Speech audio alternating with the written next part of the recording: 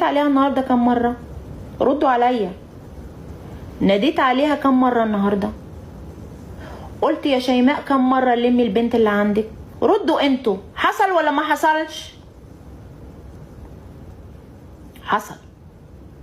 ناديت ولا ما ناديتش؟ ناديت. لكن تروحي تتفقي مع البنت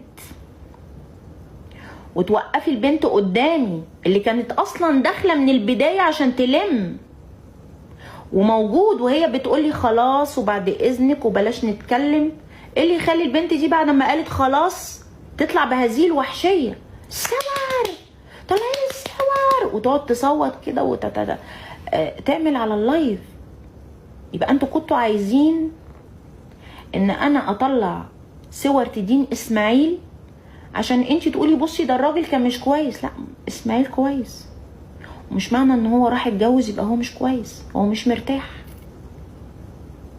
هو مش مرتاح. اي راجل من حقه يتجوز، بدليل ان هو لما جه معاكي يوم الفرح، انا مسميه فرح برضو، يوم ما جه معاكي يوم قلتي هو ما نفذش اللي احنا عايزينه. وانت كنتش عايزه منه ايه يا مدام؟